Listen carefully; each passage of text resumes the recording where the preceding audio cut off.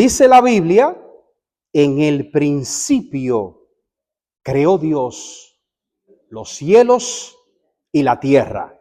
Todo lo que estamos aquí, somos cristianos creacionistas. ¿Qué significa? Nosotros no creemos en la evolución. Usted no viene del mono, ¿verdad, hermana? No, nosotros somos ¿qué? Creación de Dios. ¿Por qué lo creemos? Porque la Biblia dice que en el principio creó Dios los cielos y la tierra. Y no necesitamos buscar a un sabio Salomón, no necesitamos buscar a un William Shea o a un James Doohan, estos grandes eruditos, para que nos intenten explicar en primera instancia qué dice Génesis 1:1, porque lo que nos dice es que usted y yo y todo lo que vemos es creado ¿por quién? Por Dios. Pero vamos a estudiar el texto. Recuerden que la Biblia no solo se lee, sino que también se estudia. Por esa razón, he titulado el tema en esta mañana, como usted ve ahí, en principio Dios. La palabra clave es la palabra amarilla. ¿Cómo se llama esa palabra? Principio. Le invito a que tenga durante toda la mañana ese título en mente. ¿Cómo se titula el tema, Élida? En principio Dios. Ale, ¿cuál es la palabra clave? Principio. Manténgalo durante el sermón para que me puedan entender. Así que estamos listos. Si usted es lo que le gusta tomar nota, prepare su lápiz, su papel. Tratemos de concentrarnos en reverencia para que lo que yo voy a explicar se pueda comprender en nuestras mentes. Vamos a orar. Señor, gracias en esta mañana, porque tu palabra nos dice que somos creados por ti. Ahora que vamos a hacer uso de ella, te ruego, Señor, que mi mente tenga la unción de tu Espíritu Santo para yo poder explicarla y que mis amigos y hermanos que están en esta mañana puedan comprender el mensaje de esta mañana. Gracias en el nombre sagrado de nuestro Señor Jesucristo. Amén, Señor. Amén. El libro de Génesis, ¿quién lo escribió? Aunque lo sepamos, pero vamos a repasar. Dice la sierva en el libro de Patriarcas y Profetas, la página 227, que allí, hablando de Moisés, bajo la inspiración del Espíritu Santo, Moisés escribió el Génesis. Según el espíritu de profecía, ¿quién escribió Génesis? Moisés. Los judíos, en el documento llamado Baba Bashra, que es un Talmud de ellos dicen, Moisés escribió los primeros libros, incluyendo el libro de Job, quien fue su contemporáneo. Entonces los judíos dicen que Génesis lo escribió ¿quién? Moisés. Y la sierva de Dios nos dice que Moisés fue que también escribió el libro de Génesis. Número 2. ¿En qué idioma se escribió? Miren qué extraño ese idioma. Miren cómo se escribía el hebreo en los años de Moisés, porque hoy no se escribe así. En los tiempos de Esdras tampoco se escribía así. El hebreo ha evolucionado su escritura 4 veces, pero su significado es el mismo. Pero 4 veces ha cambiado. En la antigüedad se llamaba hebreo antiguo, que era diferente a esa escritura. En los tiempos de Moisés se escribía de esa forma, que se llama hebreo paleo. En los tiempos de Esdras se escribía de otra forma y en estos tiempos se escribe de forma cuadrada, que es muy diferente a ese hebreo que Moisés escribió. Pero el significado es el mismo. Así como usted ve esos garabatos, muy extraño, así se escribía el idioma bíblico de todo el Nuevo Testamento, con excepción los libros de Esdras, que también lo escribió en hebreo, pero la escritura era diferente a la escritura redonda. ¿Me están siguiendo? Tercera, ¿cuándo se escribió el libro de Génesis? Váyase a Primera de Reyes. La Biblia nos va a ayudar a saber en qué año. Interesante para nosotros saber el año cuando Moisés escribió a Génesis. Primera de Reyes, capítulo 6, versículo 1. En el año 480, después que los hijos de Israel salieron de Egipto, el 4º año del principio del reinado de Salomón sobre Israel, en el mes de Sif, que es el mes segundo, comenzó él a edificar la casa de Jehová. Repito, en el año 480. Vaya poniendo su mente. 480 años hacía que Moisés había salido de Egipto. Pero en ese momento era el cuarto año de Moisés. Es decir, que para nosotros saber en qué año Moisés escribió Génesis, es fácil. Nada más hay que buscar en qué año cayó el cuarto año de Salomón y a ese año agregarle 480 años. Y como los años se contaban hacia atrás, en la parte antigua, es fácil saber. ¿Qué dice la astronomía? La astronomía nos dice que el cuarto año de Salomón fue el año 967 antes de Cristo. Agréguele 480. Y eso nos llega al año 1450. Perdón. Es decir, que en el año 1450 antes de Cristo, hace 3500 años casi, Moisés salió de la tierra de Egipto con el pueblo hebreo. ¿Qué sucede? Como Moisés escribió el libro de Génesis en las tierras de Madián, yo tengo una gracia, en la tierra de Madián, quiere decir que a esos años hay que sumarle más años, porque recuerden que Moisés duró 40 años en Madián, duró 40 años en Egipto y después duró 40 años en Madián. Y dice la sierva de Dios en la cita que yo le leí que Moisés escribió a Génesis en la tierra de Madián, no fue en Egipto. Es decir, que nosotros tenemos que agregar 40 años al 1450 más o menos, que podemos entender entonces que Moisés escribió a Génesis durante el 1490 a 1450. Es decir, que el libro de Génesis como el de Job son los libros más antiguos de la Biblia. Casi 4000 años hace que Moisés escribió ese libro. Y usted va a entender por qué le estamos dando todas esas informaciones históricas. Ahora, en la dinastía que se encontraba Moisés en ese tiempo, según la cronología egipcia, Moisés vivió los primeros 17 años de su vida durante el faraón Tutmosis I. Ahí vivió Moisés, los 17 años de su juventud. Ustedes saben que a Moisés lo recogió ¿quién? Del río Nilo, una princesa. Era la hija de faraón. Entonces, si la cronología de Egipto es correcta, quiere decir que la hija de ese faraón fue que encontró a Moisés en el río Nilo. El hijo de este hombre, llamado Tutmosis II, cuando él muere, comienza a reinar en Egipto. Pero él tenía, ver en la carita, era un niño. Como era un niño, los sacerdotes de Egipto le dijeron a su hermana, la princesa Hatshepsut, sé regente, porque él es muy niño y no tiene capacidad de regir. Y recuerden que Egipto en esos años era la potencia del mundo. Entonces, el Tutmosis II, siendo un niño de 5 años, es el faraón oficial, pero la princesa Hatshepsut se convierte en corregente. Años más tarde, Tutmosis II muere. ¿Qué significa? Que Hatshepsut se convierte en la única faraona del mundo de la antigüedad del imperio egipcio. ¿Qué significa eso? Que si la cronología de Egipto está correcta, porque la de la Biblia sí, Hatshepsut fue la madre de Moisés y se convirtió en faraón. Aunque Moisés no lo dice, aunque la sierva de Dios no lo dice, se ha llegado a esa hipótesis. Y si usted estudia el comentario bíblico, bueno, y ya la escuela sabática en estos días nos lo dio a entender también, porque antes yo daba mucha información, porque habían personas que dudaban de esa información, pero en estos días vi la escuela sabática que dio esa información y dijo, no, sino que se ha analizado y se ha estudiado. Hatshepsut, ¿qué sucede? Era una mujer. Dice la historia egipcia que ella duró 20 años siendo faraón, pero que los 20 años los sacerdotes se cansaron de ser gobernados por una faraona hembra. ¿Qué sucede? Ellos buscaron un hijo ilegítimo del faraón Tutmosis III llamado Tutmosis III.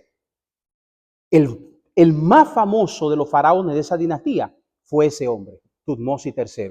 Moisés vivió los próximos 23 años de su vida durante el reinado de su madre Hatshepsut, si la cronología de Egipto es exacta, y durante el reinado del faraón Tutmosis III. ¿Por qué yo le doy esta información? Hermanos, porque a veces no entendemos el nivel académico que tenía Moisés. ¿Cómo dije? El nivel académico. Estamos hablando de 3.500 años atrás que no todo el mundo sabía leer y escribir. Y Moisés sabía escribir y leer uno de los idiomas más difíciles que había en esos años, que era el idioma egipcio, con su escritura jeroglífica. Y como escribió la Biblia, parte de la Biblia, sabemos que también escribía hebreo paleo. Y seguro lo hablaba porque él era hebreo de nacimiento. Ahora bien, cuando Moisés se va a las tierras de Madián, ustedes recuerdan porque mató el egipcio, él regresó 40 años después. Cuando él regresa, Dios le dice, óyeme, vuelve, que lo que te querían matar, que era Tutmosis III, y los sacerdotes de Amón-Ra, que apoyaban a Tutmosis III porque estaban en contra de Moisés, le dice Dios, vete que ellos murieron. Y se encontraba, si la cronología egipcia es correcta, gobernando el faraón Amenhotep II. ¿Qué sucede en ese tiempo? Ustedes saben que Moisés, dice la Biblia, que se cambió el nombre, porque Moisés se llamaba Atmosis. Vean cómo se llamaban los faraones. ¿Cómo se llamaban? Tutmosis primero, Tutmosis segundo y Tutmosis tercero. Hatshepsut le pone ahí Atmosis. ¿Por qué Atmosis? Porque él fue sacado del Nilo. Y el Nilo, el río, el dios Nilo, tenía que ver con las iniciales hebreas de Ab. Hatshepsut lo que le dice a Moisés, tú te vas a llamar sacado del río Nilo, porque Mosi lo que quiere significar es cuando usted saca algo de otro lugar. Y Moisés se quita Ab, porque él dice, yo no soy egipcio y yo no venero la deidad pagana de Egipto, yo me voy a llamar solamente el que sacaron de Moisés, como lo conocemos hoy, que es otra de las pruebas que por eso los eruditos han pensado que esa fue la dinastía, esa fue la cronología de Faraón que se encontraba en los tiempos de Moisés. Y hay mucha probabilidad de que el faraón del Éxodo fuera Amenhotep II, no fue este hombre Ramsés, como dice Hollywood, porque Ramsés en ese tiempo todavía faltaban 200 años para existir. Así que eso es una prueba de que Moisés vivía en el imperio mundial más grande del mundo, conocía su cultura, era un tipo educado porque era heredero al trono, era hijo de Hatshepsut y Hatshepsut era faraona. ¿Qué quiere decir? Hermanos, que Moisés era un tipo que sabía lo que hacía. Cuando Moisés escribió a Génesis, él sabía lo que estaba escribiendo. No fue cualquier persona que Dios eligió.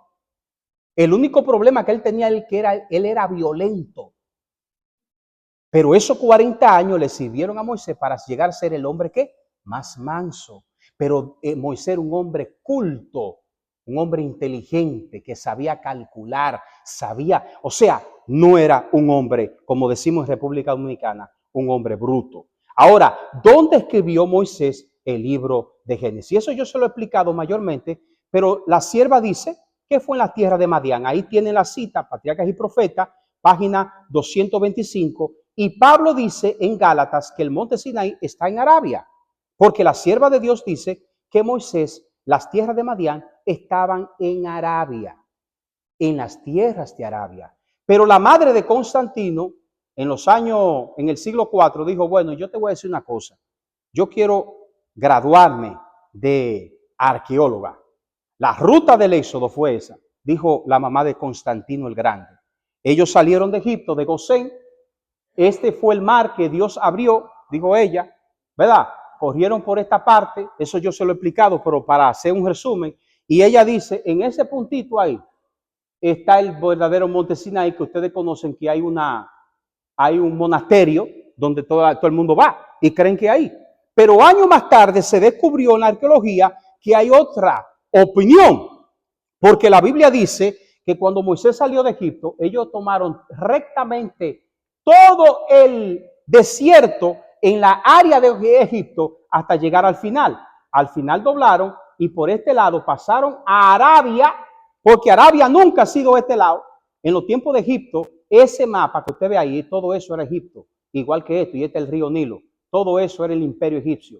Y Dios sacó al pueblo ¿de dónde? De Egipto. Y si Dios sacó al pueblo de Egipto, ¿de dónde lo sacó? De Egipto. Quiere decir que lo sacó de esta tierra y de esta tierra y lo sacó a Madián, a Arabia, la actual Arabia. Ahora yo le voy a presentar, ahí se pone lo que es el monte Sinaí en esta área, ¿verdad? Porque son hipótesis, según la arqueología.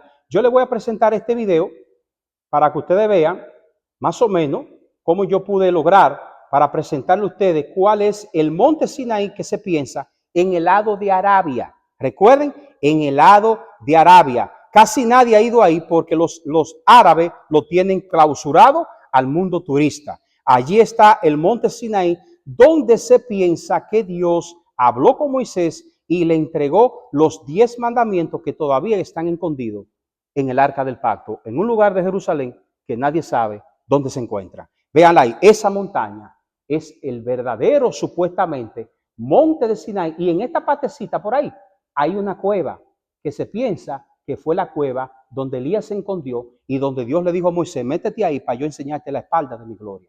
¿Están entendiendo? Ahora bien, conociendo esta parte, en ese lugar también le he mencionado esa parte, que se han encontrado esos restos arqueológicos. En ese montículo de piedra que usted ve ahí, se han encontrado esos dibujos.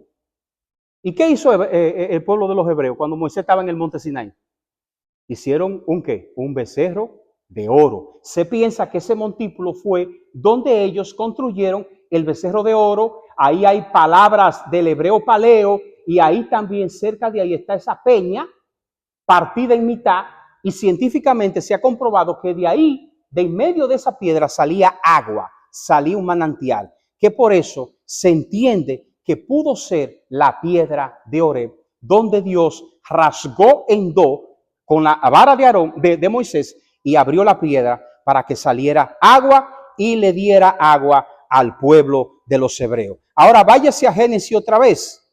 Génesis capítulo 1, versículo 1. ¿Cómo dice en la Biblia? Todas las versiones de la Biblia. La versión Reina Valera dice en el principio, en el principio. ¿Cómo dice la Biblia? En el principio. En el principio. Vuelvo y repito. En el principio. Perdonen que le pongan esta imagen. Lo que pasa es que a veces yo proyecto y hay personas que dicen, ¿y de dónde este hombre se inventó eso? Yo presento prueba de lo que predico. Porque cuando un predicador se para aquí es responsable de lo que predica y lo que dice tiene que tener prueba.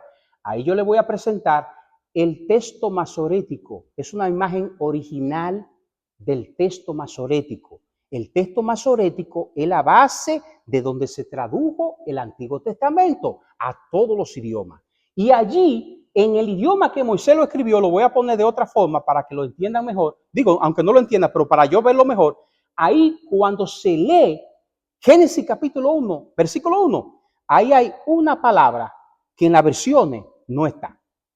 O sea, en el hebreo falta una palabra que en la traducción bíblica sí está.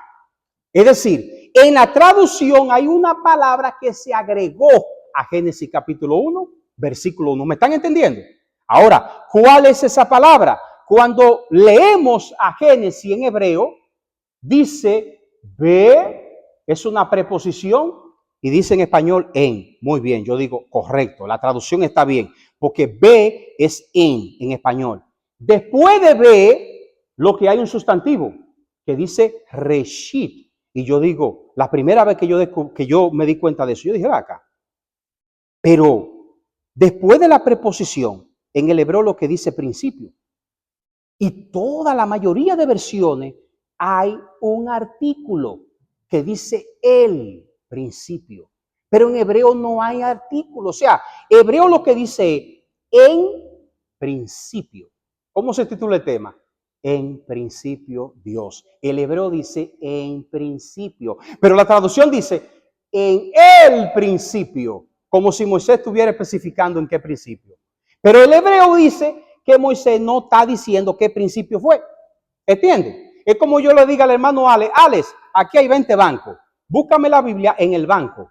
O en el banco. Rafael está especificando un banco de los 20.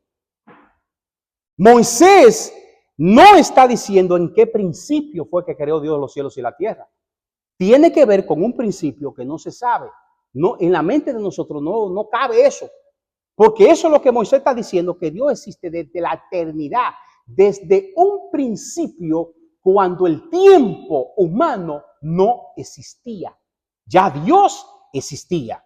Entonces, cuando nosotros estudiamos ese texto, vemos que lo primero que Moisés dice, no solamente que Dios creó los cielos y la tierra, sino que Dios existe ¿desde cuándo? Desde un principio eterno, no desde el principio. No sé si me captan la idea. Ahora, ¿cómo dice la traducción más antigua que hay del hebreo, que es la Septuaginta? En griego dice, en arjé, que tampoco le ponen artículo. O sea, que los judíos que tradujeron el hebreo al griego en los años 200 antes de Cristo, ellos entendieron lo que Moisés quiso decir.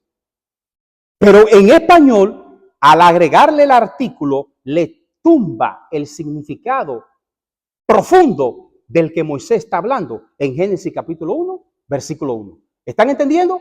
Ahora, vamos a la siguiente parte. Dice el hebreo, en principio, ese verbo que yo puse en verde es el que se traduce como que creó.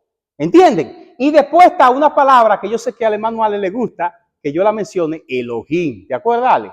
Elohim. Ese es el título que Moisés usa en Génesis capítulo 1, ¿verdad? Ahora, el verbo de crear se dice bara, que se traduce crear, pero está imperfecto, es decir, que está en pasado. Se lo voy a explicar más tarde. Pero después de eso, Moisés enumera un título. Voy a repasar esto porque a muchos de ustedes lo he explicado. Ustedes saben que Dios tiene un nombre propio, ¿verdad? Dios tiene un nombre propio. ¿Cuál es el nombre propio, Ale, de Dios? Ah, no lo sabe leer, exacto. Porque no podemos inventar con el tetragramatón de Dios. Por ejemplo, véanlo ahí.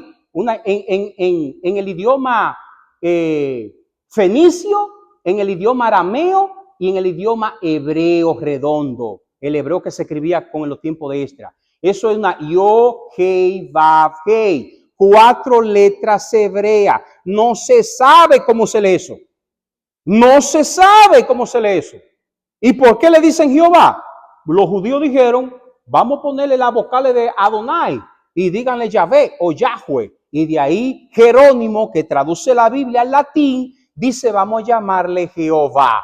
Pero se llama Dios Jehová, no se sabe. Se llama con esas 4 palabras hebreas. ¿Cuál es el nombre propio de Dios? El tetragramatón. No se sabe. Usted puede leer la consonante. La consonante se lee Yo, Hei, Vav, Hei, porque ustedes saben que el hebreo se lee al revés, no como el español. ¿Entienden? Ahora, entonces Rafael, Jehová está mal dicho. Sí, señor. Pero no se sabe. Yo lo he explicado eso. Ahora, hay otro título en la Biblia para Dios, que también yo se lo he explicado, pero es para que entiendan a Génesis, que es el título Él. Se traduce como Dios, pero Moisés tampoco usa Él en Génesis. Hay otro título que es Adonai, que significa como Señor, pero Moisés no usa Adonai. Hay otro título en hebreo para referirse a Dios que es Eloah. Eloah no es el título que Moisés pone en Génesis. Entonces, y Moisés, un tipo letrado, por eso quise hablar de quién era Moisés. No estamos hablando de un hombre que sabía lo que estaba haciendo, ¿entienden? Entonces Moisés nos dice, en principio creó Jehová. No, en principio creó Él, porque se habla de una persona. En principio creó Adonai, habla de una persona. En principio creó Eloha, que habla de una sola persona, porque son títulos como singulares. Son títulos singulares. ¿Y qué es singular? Uno. ¿Están cantando? Ahora bien, ¿y qué fue lo que Moisés dijo? Bueno, la palabra Elohim es el plural de esa palabra. Esa palabra se convierte, con esas 2 consonantes que ustedes ven ahí, se convierte en Elohim, que es un título plural. Entonces, ¿por qué Moisés utiliza un título plural para decir que Dios creó los cielos y la tierra? ¿Y por qué la Biblia lo traduce en singular? La cosa que nosotros los adventistas y los eruditos adventistas no explicamos y no preguntamos, pero ya se ha aceptado.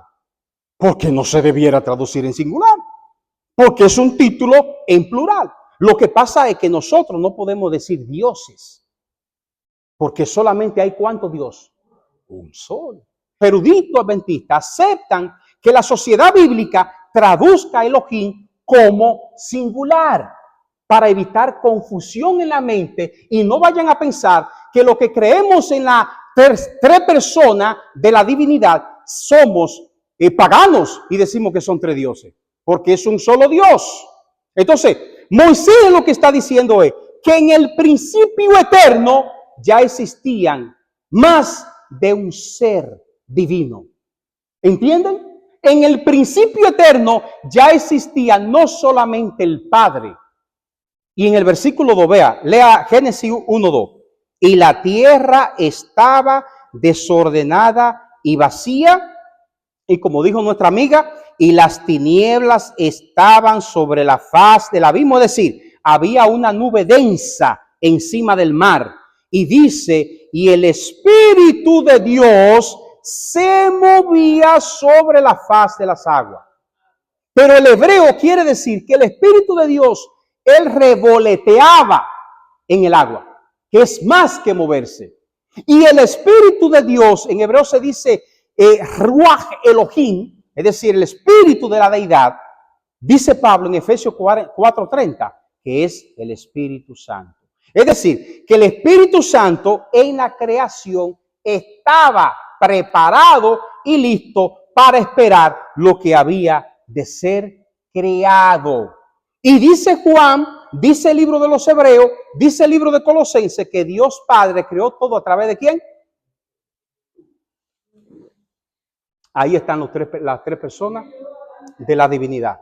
Dios Padre, Dios Hijo y Dios Espíritu Santo crearon los cielos y la tierra. ¿Qué dijo Dios, pastor, cuando él iba a crear al hombre? Hagamos. Los ángeles no tienen ese poder. ¿Entienden? Entonces, por eso nosotros los adventistas entendemos que Dios se compone por tres personas diferentes que son coeternas y los tres son creadores, pero es un solo Dios. Es como la iglesia de Bloomfield. ¿Cuántas iglesias hay aquí? ¿Cuántas iglesias hay aquí? Una, pero la componemos varias personas. El título Dios lo compone más de un personaje divino, que es el Padre, el Hijo y el Espíritu Santo. Ahora, lo interesante es, vamos a leer cómo Dios creó todo. Vamos al versículo 3. Miren cómo dice Dios. Y dijo Dios, recuerden que es Elohim. O sea, dijeron las tres personas divinas, sea la luz. ¿Y qué sucedió? Fue la luz. ¿Y quién puede explicar eso?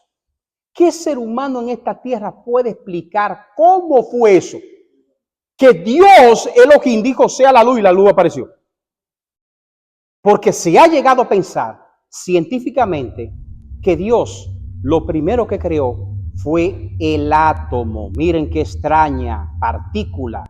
Es la unidad más pequeña de la materia que conserva las propiedades químicas de un elemento y está compuesta por partículas subatómicas. Yo le decía un día a ustedes que este aparatito tiene miles y miles de átomos. Miles y miles de átomos. Y Dios, el verbo bara, solamente está ligado a una persona divina, porque usted no tiene el poder de crear. Porque crear es crear algo de la inexistencia. ¿Quién tiene el poder de ese aire crear algo? Nadie, solo Dios. Entonces, lo primero que Dios, científicamente hablando, pensando de esa manera, tratando de nosotros entender, ¿verdad? ¿Qué fue lo que Dios creó de la nada? El átomo. Lo primero que Dios hizo fue el átomo, creado. Ahora, ¿qué nosotros podemos hacer con el átomo? ¿Qué pueden los científicos hacer con el átomo que se ha descubierto? Miren ahí. ¿Qué es eso? Es una planta nuclear. Dice la función nuclear, la fusión nuclear. Es la división del núcleo de átomos pesados que se convierte en ¿qué? Energía nuclear. Entonces, ¿qué sale del átomo? La energía nuclear sale de esa cosita diminuta que no se puede ver con los ojos humanos. De ahí hay ¿qué? Energía nuclear. ¿Qué poder es ese? Dígame usted, ¿qué poder es ese? Ahora, energía nuclear, ¿qué se puede hacer con la energía nuclear? ¿Qué se puede hacer? Interesante, porque si se libera, en cadena produce una gran cantidad de energía manifestada como una explosión de gran potencia, incluyendo ondas de choque, calor y radiación, conocida como la famosa ¿qué? Bomba nuclear. Es decir, el agua tiene 3 partículas de átomo, 2 de hidrógeno y 1 de oxígeno. Si yo pudiera tener el equipo para dividir esos átomos, 3 átomos, y yo logro dividir esos átomos, ¿qué sucede con la iglesia? Todo esto se explota. Explota, porque eso se convierte en energía nuclear. Y como esto no está habilitado para desatarse esa energía nuclear, lo que hay es una explosión atómica. Entonces usted dirá, ¿y qué poder es ese que tiene Dios? Que de la nada creó tantas partículas que de manera que se explota de una manera misteriosa. Ese es el poder de Elohim. Ese es el poder de Dios. Ahora bien, como ya sabemos eso, para casi concluir, vámonos a Mateo capítulo 6. Mateo capítulo 6. Vamos a ver qué dice Jesucristo ahí.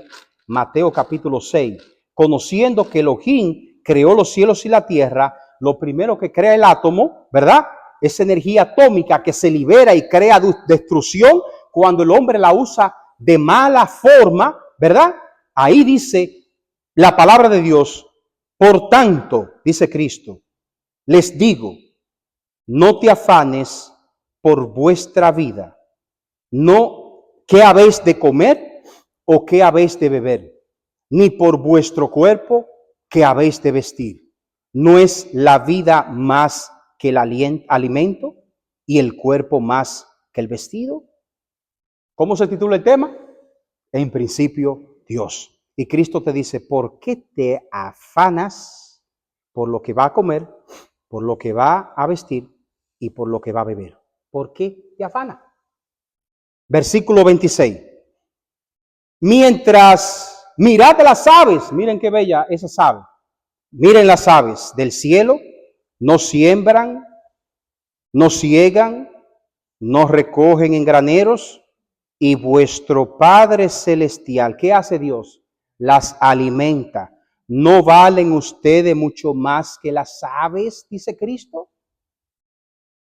Hermano Bolívar, ¿no valemos nosotros que las aves? Entonces, ¿por qué nos afanamos por las cosas que perecen?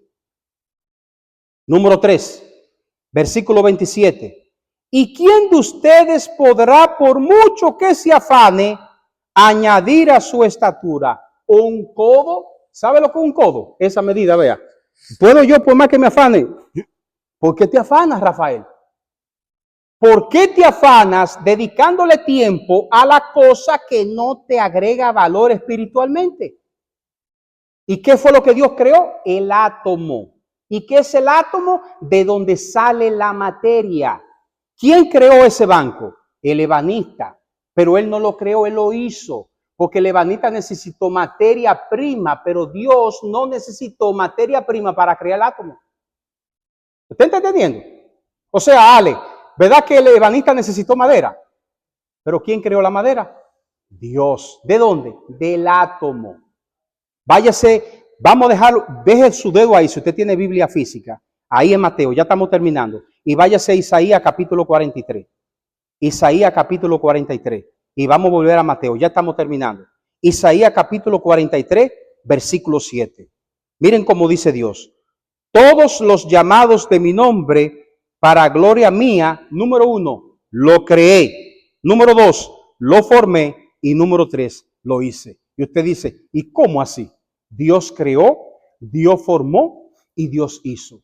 Primero Dios creó el átomo, del átomo hizo y formó la tierra, el lodo, el agua, todo eso, y le dio forma al hombre. Y cuando le respiró el espíritu, el aliento de vida, hizo al hombre, porque ese muñeco cogió vida.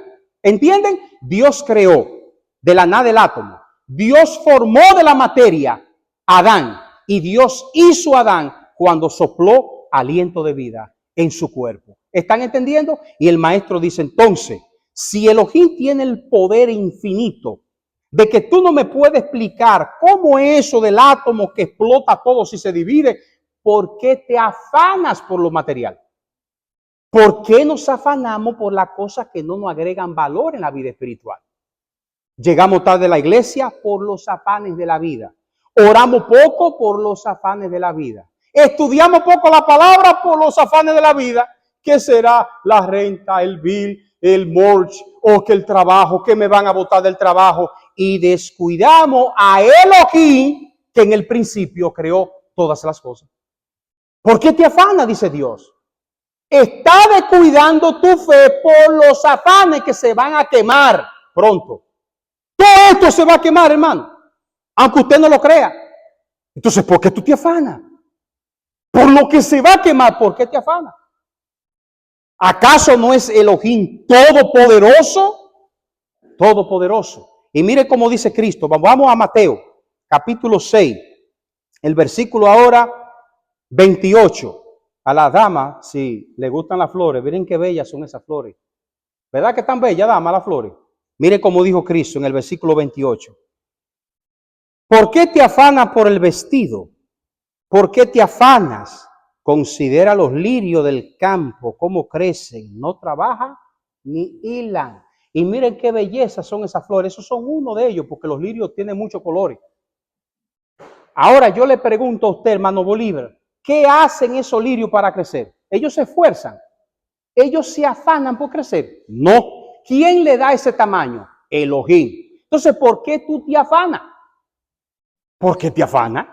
Si Elohim es el creador que tiene el poder infinito de dar la necesidad que tú necesitas. No, lo que hacemos es, primero son los afanes de la vida y por último es el creador. Es un error en todos nosotros. Cometemos ese error. ¿Qué está primero que lo espiritual? Los afanes de la vida. Y Cristo dice, ¿por qué te afanas?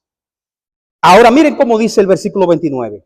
Pero les digo que ni Salomón, wow, interesante, ni Salomón, con toda su gloria, hablando de lo material, se vistió como un lirio de eso. Ale. Y usted dirá, ¿y por qué Jesús menciona a Salomón? Salomón todos los años, ¿usted sabe cuánto oro le entraba a Salomón? 666 talentos de oro. Esos son 23,000 kilogramos de oro. Esos son 23 toneladas de oro todos los años. Aparte de la plata que dice la Biblia que eran como las piedras. Aparte de todo lo otro que le entraba a Salomón. Pero yo tomé el material más caro, que en esos años también era más caro. ¿Cuánta tonelada de oro, Pastor Robinson, recibía Salomón todos los años? 23 toneladas de oro. Y Cristo dijo, Salomón no se vistió con los afanes de Salomón, nunca igualó la belleza de los lirios. Señor Jesucristo, mi amado Salvador, pero ¿puedes tú explicarme cómo es eso?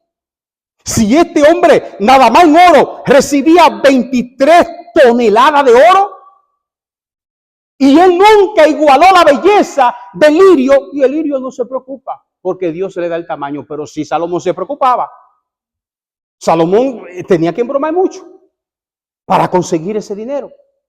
Y usted dirá, hermano, ¿y qué de importancia es eso? Porque si usted suma el valor del oro en la actualidad, eso hace 2,873 millones de dólares. Y estamos hablando de 3,000 años atrás, que 2,873 millones de dólares, no hay calculadora para sumar esa cantidad de dinero que recibía Salomón todos los años. ¿Y cómo lo tenía Salomón? Afanándose por los afanes de la vida. Pero Cristo dijo, pero nunca igualó el lirio. ¿Y qué hace el lirio? Nada. Salomón se mataba y tenía mucho dinero. Pero el lirio no hace nada. ¿Y cómo crece el lirio? Solito. ¿Y quién le da el crecimiento? Elohim. ¿Están entendiendo? Versículo 30. Aquí está la hierba del campo. Dice Cristo: si la hierba del campo que hoy es, miren qué belleza, porque ella crece, pero después hay que quitarla, ¿verdad? Y Cristo dice, se echa al horno. Dios la viste así. Miren cómo la viste Dios, Elohim. Recuerden que Dios es Elohim. ¿Entienden? La viste así, dice Cristo. Entonces, ¿no hará más con ustedes, hombre de qué? De poca fe. No venimos a la iglesia a veces, no hacemos obra misionera, no estudiamos la Biblia, no oro como debiera, porque estoy afanado más por la situación de la vida. Venimos a la iglesia cansados muchas veces. Dios, el Señor no está condenando el trabajo ni la riqueza. El Señor lo que nos está diciendo es, no ponga en primer lugar los afanes de la vida, porque te va a acabar y te va a quemar cuando se acabe el planeta. Eso es lo que está diciendo Cristo. ¿Están entendiendo? Ahora dice el versículo 31, no se afanen, pues diciendo, ¿qué vamos a comer? ¿Qué vamos a beber? ¿O qué vamos a vestir? Porque los gentiles buscan esas cosas, pero su Padre Celestial sabe qué necesidad tienen ustedes. ¿Sabe, Dios, lo que yo necesito? Y me lo suple. Yo le estoy dando un ejemplo de que cuando usted se preocupa por los afanes de la vida y pierde lo espiritual, usted está frito, como decimos en República Dominicana. ¿Usted sabe lo que está frito? Como un tostón que usted fríe, usted se va a perder y se va a quemar en el fuego. Porque usted le está dando más importancia a lo que se va a quemar. Y Elohim, que es el creador de todo, el que le dio el tamaño al lirio, el que hace que todo crezca, el que hace que llueva, entonces usted lo descuida. ¿Están entendiendo? Ahora bien, la palabra final es el versículo 33. Dice Cristo, mas buscad primeramente el reino de Dios y su justicia. ¿Y qué dice Cristo? ¿Qué tú quieres? ¿Un carro? Eso va a aparecer. ¿Qué tú quieres? ¿Un trabajo? Eso va a aparecer. ¿Qué tú quieres? ¿Una casa en tu país? Eso va a aparecer. ¿Qué tú quieres? ¿Un traje Dolce & Gabbana? Eso va a aparecer. ¿Qué tú necesitas? Eso va a aparecer si tú haces ¿qué? En principio, Dios. ¿Cómo se titula el tema? En principio, Dios. Entonces yo te pregunto, o Dios nos pregunta, ¿quién es el principio de tu vida? ¿Tú sabes quién es el principio de mi vida muchas veces? Ese aparato que yo tengo ahí. Ese es el principio que está acabando con la fe del pueblo de Dios, y lo digo con humildad. Ese aparato está acabando con la fe tuya y mía. Porque antes, en los años 80 y en los años 90, era el televisor, pero ya lo tenemos en el bolsillo. Está acabando con la fe tuya y mía. En vez de tú tomar la Biblia, te fajas a ver video. No es malo verlo, pero lo malo es qué tiempo le dedica a la Biblia, a la oración y a YouTube. ¿Entienden? ¿Qué tiempo le dedicas tú a Elohim? ¿Qué tiempo le dedicas? Que es el creador, el que hace que tú tengas lo que tú necesitas. Por eso es que la iglesia muchas veces tiene que esforzarse porque prediquemos el evangelio, que hagamos dar literatura, que hagamos esto, que hagamos el otro, porque es que nosotros estamos más afanados por lo material, por los afanes de la vida. Estamos más enfocados en los afanes de la vida y estamos descuidando a Elohim, que es el que nos da el trabajo.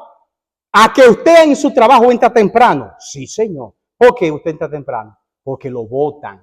Pero en la iglesia no. Porque la iglesia. Entonces, ¿qué usted está haciendo, hermano? Estamos poniendo a Dios en último lugar. Porque poner a Dios en primer lugar no es levantarse a las 3 de la mañana solamente. No. Porque usted dice, no, yo me levanto a las 4 de la mañana. Eso está bien. Eso es parte de poner a Dios en primer lugar. Y poner a Dios en primer lugar es que Elohim sea todo en tu vida y tú le dejes el resto a Él, porque se va a encargar. Es una promesa. ¿Es una promesa, sí o no? Él dice, busca primeramente el reino de Dios, o sea, ponme en primer lugar y todas estas cosas que tú te preocupas se te serán como añadidas, vendrán sola vendrán a través de un hermano, a través de un amigo, a través de milagros. En estos poco de tiempo que yo tengo en la fe, 2 años y medio, pastor, ¿verdad? Con ustedes, yo he visto cosas que yo digo, tú no necesitas abrirme mal para yo ver que tú eres Elohim. Pero entonces, ¿por qué, Rafael, tú agarras y te concentras en más en lo material? Que eso se va a perecer. Y soy yo el que te doy la bendición. ¿Qué pasa, Rafael? Ponme en primer lugar y tú verás cómo tu vida va a florecer. Venimos cansados de la iglesia. A veces hasta, óigame hermano, a veces locuras cometemos en la vida espiritual. Pero en la vida diaria le ponemos toda la atención del mundo. Toda la atención del mundo le ponemos. Y lo digo con mucha humildad porque a mí me ha pasado. ¿Están entendiendo, hermano? El mensaje de hoy no es que Moisés nos dice que Dios solamente existe desde la eternidad y que Elohim es el creador y que por eso nosotros los adventistas creemos que Dios son 3 personas divinas. No, es que la fuente de poder y de bendición consiste en cuando usted pone a Dios en primer lugar y le deja el resto a que Él haga su voluntad. ¿Cuál es tu afán de esta semana? ¿Cuál fue el afán tuyo? ¿De qué te preocupó durante la semana? ¿De qué te preocupó? ¿Pusiste a Elohim en primer lugar? Si lo ponen esta semana en primer lugar, tú verás que el afán de esta semana se te va a hacer fácil, porque Elohim promete que todo se te hará añadido. ¿Entendieron? Así que, hermano, el mensaje de esta mañana es: tratemos de dejar de ser terco. Dejemos de ser terco, hermanos, y pongamos a Dios en primer lugar y Él va a proveer todo lo que usted y yo necesitamos. Venga, hermanito.